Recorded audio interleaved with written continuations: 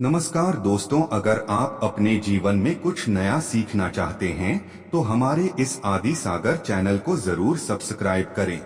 श्री शिवाय नमस्तुभ्यम दोस्तों, आप सभी लोग जानते हैं कि 6 जुलाई 2024 से गुप्त नवरात्रि प्रारंभ हो रहे हैं और दोस्तों इन्हीं नवरात्रि के एक दिन पहले पड़ रही है हलहारिणी अमावस्या।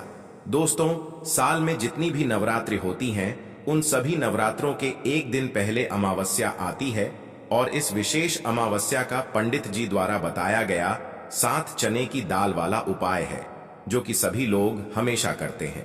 साल में चाहे कोई भी नवरात्रि पड़े सभी लोग इस वाले उपाय को जरूर करते हैं, क्योंकि दोस्तों इस वाले उपाय को करने से उनके जीवन की सारी दुख और परेशानियां दूर होती हैं।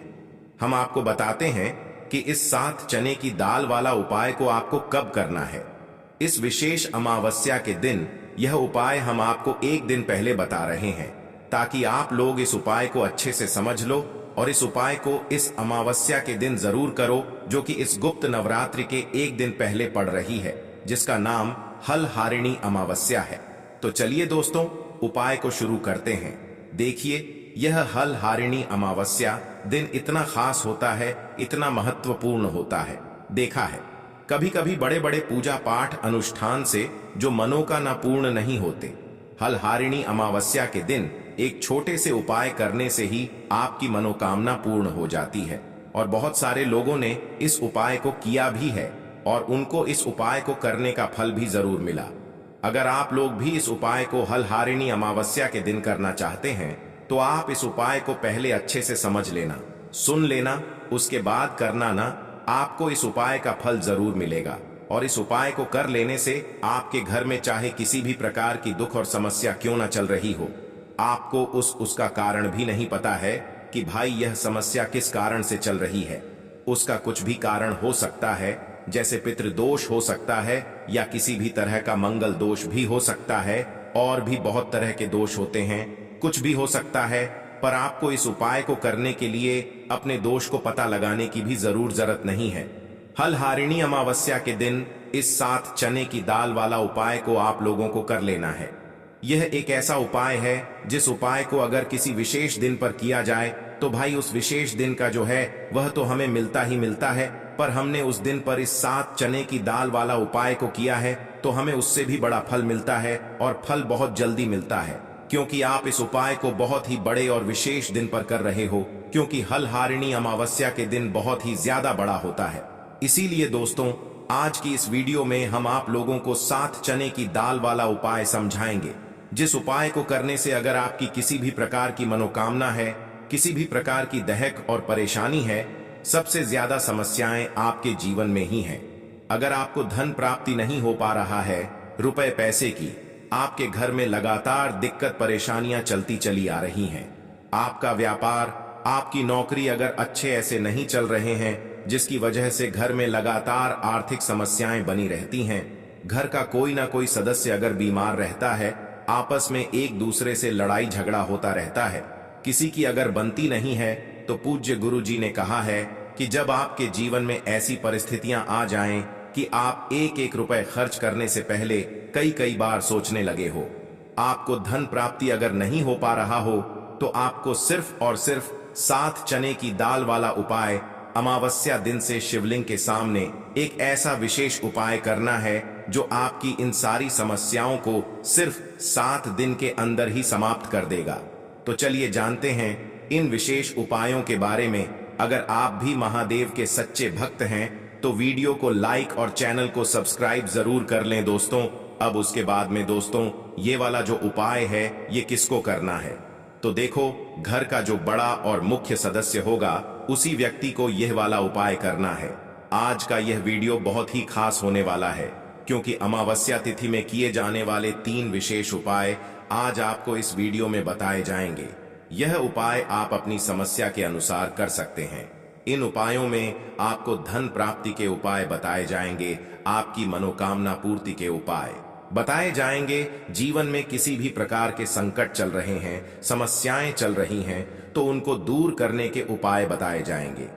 चलिए जानते हैं पूज्य गुरु जी द्वारा बताए गए सबसे पहले और सबसे खास उपाय के बारे में। इस उपाय के लिए आपको सबसे पहले जरूरत पड़ेगी एक लोटे जल की। लोटा आप तांबे का ले लीजिएगा और जल आपको अपने किचन से लेना है। फिर इसी के साथ आपको सिर्फ 1 या 2 गुड़ के टुकड़े ले लेने हैं। छोटे छोटे गुड़ के टुकड़े आप ले लीजिएगा। फिर सबसे आखिर में आपको ले लेना है 5 या फिर 7 या फिर 11 या फिर 21 चने की दाल। जितनी भी आप चने की दाल ले सकते हैं उतनी आपको ले लेनी है। देखिए, अमावस्या के दिन पीले रंग की सामग्री का किया गया कोई भी उपाय हमारे महादेव को अत्यधिक प्रिय लगता है, इसलिए आपको यह चने की दाल ले लेनी है। अब यह 3 सामग्री लेकर आपको शिवालय पहुंच जाना है। इस उपाय को अगर आप शाम को प्रदोष काल के समय में करेंगे तो आपके लिए सर्वोत्तम रहेगा। लेकिन बहुत से ऐसे लोग होते हैं जो दोष काल के समय इस उपाय को नहीं कर पाते हैं, तो फिर आप पूरे दिन में किसी भी समय इस उपाय को कर सकते हैं।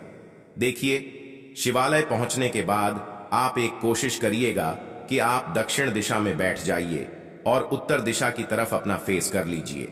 लेकिन अगर शिवालय में भीड़ है तो ऐसी स्थिति में गुरुजी कहते हैं कि आप किसी भी दिशा में बैठकर शिवलिंग की पूजा प्रार्थना कर सकते हैं। अब देखिए, आप जो गुड़ के टुकड़े लेकर आए हैं उनको इसी एक लोटे जल में डाल लीजिए और ओम नमः शिवाय मंत्र का स्मरण कर लीजिए। यह कार्य आपको शिवलिंग के सामने ही करना है। फिर इसके बाद आप जितनी भी चने की दाल लेकर आए हैं उनके ऊपर इस जल से थोड़ा सा जल डाल लीजिए, जिससे आपकी यह चने की दाल गीली हो जाए, थोड़ी सी गीली हो जाएंगी। अब आपको चने की दाल यह अपनी हथेली में रखनी है और महादेव से प्रार्थना करनी है। लेकिन कौन से महादेव से? बृहस्पति शवर महादेव से आपको प्रार्थना करनी है कि मेरे जीवन में धन प्राप्ति से संबंधित बहुत ज्यादा समस्याएं चल रही हैं। व्यापार अच्छे से नहीं चल रहा है, नौक में कोई ना कोई बाधा आ जाती है। जिस भी प्रकार की आपकी मनोकामना हो उस मनोकामना का स्मरण करिए। बृहस्पति ईश्वर महादेव से उस कामना को पूर्ण करने की प्रार्थना करिए और फिर यह चने की दाल आपको शिवलिंग के ऊपर समर्पित कर देनी है। जितनी भी चने की दाल आप लेकर आए हैं उनको एक साथ शिवलिंग के ऊपर समर्पित कर दीजिए। अब देखिए, यह दाल समर्पित करने के बाद आप जो एक लोटा जल लेकर आए हैं जिसमें आपने गुड़ के टुकड़े मिलाए हैं, उस जल से आप थोड़ा जल सबसे पहले श्री गणेश जी वाले स्थान में समर्पित कर दीजिए।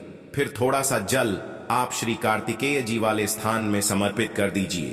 फिर थोड़ा सा जल माता अशोक सुंदरी वाले स्थान में समर्पित कर दीजिए और फिर थोड़ा सा जल माता पार्वती के हस्त कमल में समर्पित करते हुए आपको बाकी बचा हुआ पूरा जल शिवलिंग के ऊपर समर्पित करते जाना है और लगातार ओम नमः शिवाय या फिर शिव महापुराण के मूल मंत्र श्री शिवाय नमस्तुभयम, इन दोनों में से किसी भी एक मंत्र का लगातार स्मरण करते जाना है। पूज्य गुरुजी जी ने कहा कि जल आपको बिल्कुल धीरे धीरे समर्पित करना है और समर्पित करते हुए ध्यान रखिएगा कि इस जल के छींटे आपके पैरों के ऊपर न लगे।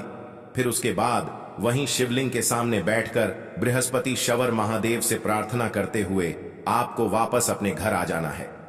पूज्य गुरुजी ने कहा कि अमावस्या के दिन अगर हम लोग चने की दाल वाला कोई भी उपाय शिवलिंग के सम्मुख करते हैं तो इससे हमें महादेव तथा भगवान नारायण की एक साथ कृपा प्राप्त होती है। तो दोस्तों, यह विशेष उपाय आप जरूर करिएगा।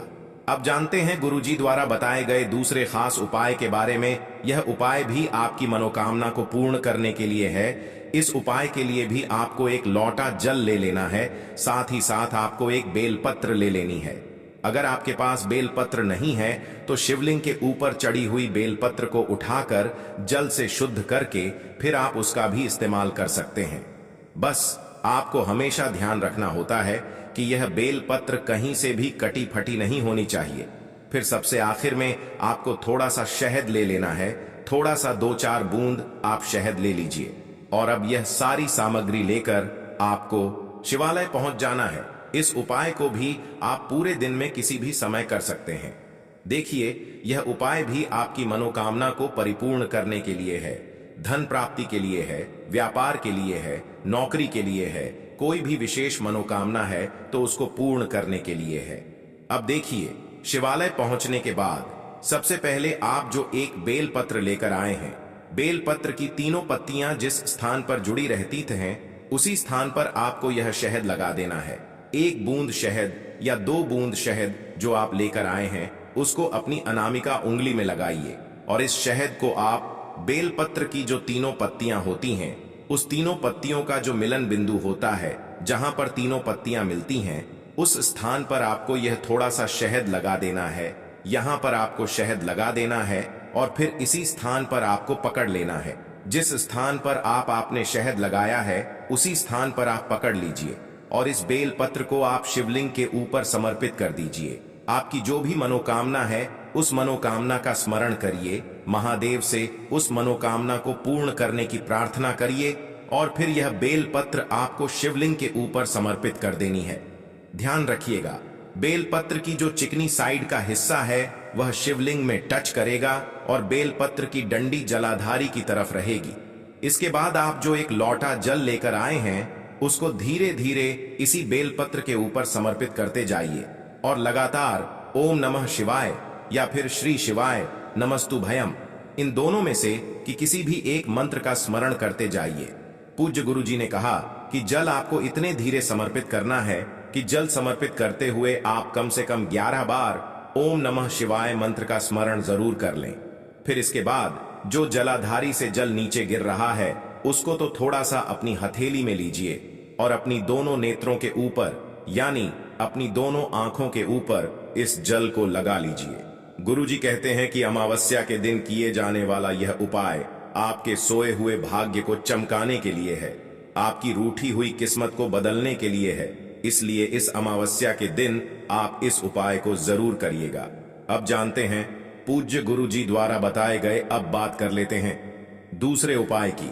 यह उपाय भी आपकी किसी भी परेशानी से आपको बाहर निकालने के लिए है तथा आपको सफलता प्राप्त कराने के लिए है। इस उपाय के लिए आपको सिर्फ 2 सामग्री लेनी है। पहली तो आपको एक लौटा जल लेना है और दूसरा थोड़ा सा आपको पीला चंदन लेना है।